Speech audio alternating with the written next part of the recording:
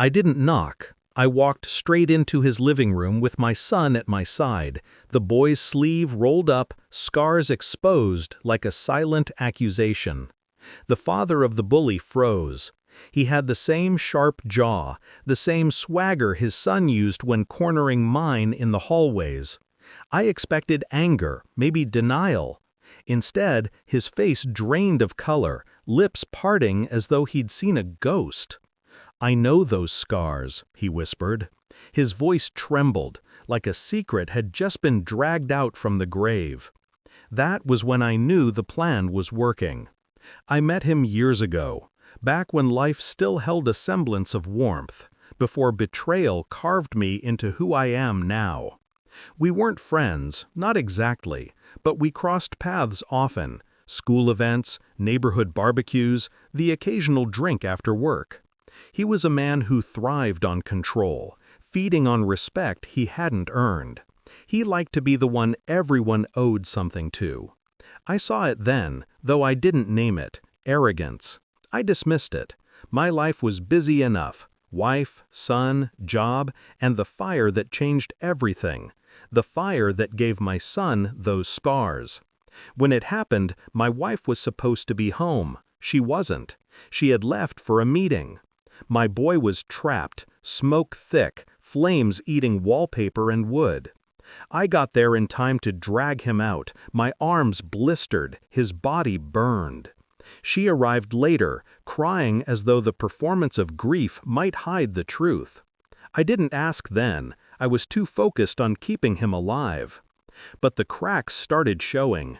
Late nights, sudden silences, laughter over texts she never shared. Until one night I followed her. I watched her slip into his car. That man's car, the same one now standing pale in front of me. My world went quiet. Not rage, not grief, just silence. That silence became my weapon. I studied him like a chessboard. He had money, yes, but stretched thin. Loans under the table, favors owed, a business just one storm away from collapse. He had a reputation for being a family man, the kind the PTA mothers trusted too easily. His wife thought he was faithful. His son believed his father could solve anything. They were all wrong. I didn't lash out. I didn't confront. I played, quietly.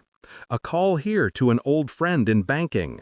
A leak there to the wrong investor. Paper trails left where they couldn't be ignored. Slowly, his empire began to sink, and he had no idea whose hand was pressing his head underwater. Meanwhile, I gave my son strength, boxing lessons, speech therapy for when the cruel whispers at school made him stumble. Every insult became fuel, every scar a reminder of survival. He didn't see the moves I made behind the curtain, but one day he would. Then the bullying started. His boy, the bully, cornered mine in bathrooms, mocked his scars, called him monster. I stayed patient. I told my son, justice takes time. But when the bruises appeared, I decided it was time. So here we were, in his home. My son silent, arm bared, scars catching the light. And the man staring at him as though looking at his own sins reflected back. He whispered again, "I know those scars." Finally, he looked at me, eyes wide, and I saw it. The recognition. "You," he breathed. Yes, he knew. He remembered the fire. He remembered who was supposed to be there with my son. He remembered the woman he took from me, my wife. His affair, the chain of events that led to that night. His face twisted, shame colliding with terror. "You took my place," I said softly. "And he took yours." I nodded at his son, the boy who bullied mine. The boy who would never look at his father the same way again, not after today. Because I had prepared more than just this confrontation. I had given my son the courage to tell the truth. The PTA, the school board, the neighbors, they already knew. The boy's cruelty, the father's hypocrisy, the collapse of the empire he pretended to rule. By the time I stepped into his house, the story was already spreading like wildfire.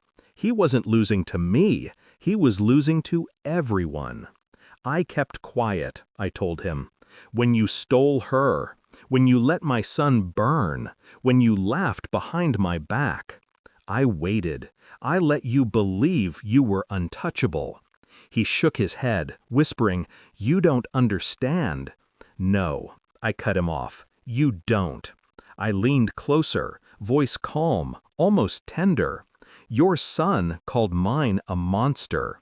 But tonight, when he sees the truth, he'll know which father created the real scars." His knees buckled. His son's voice echoed from upstairs, calling for him. He didn't answer. He couldn't. I turned to my boy. "We're done here." We walked out, leaving silence heavier than any scream. Later, I sat across from my son in the car. He looked at me, not with fear, not with shame, but with something stronger, understanding. "Dad," he said quietly, "you didn't hit him. You didn't even yell." "No," I replied. "Revenge isn't about noise. It's about leaving them with nothing." I started the engine, the night swallowing the house behind us. He found out who took him.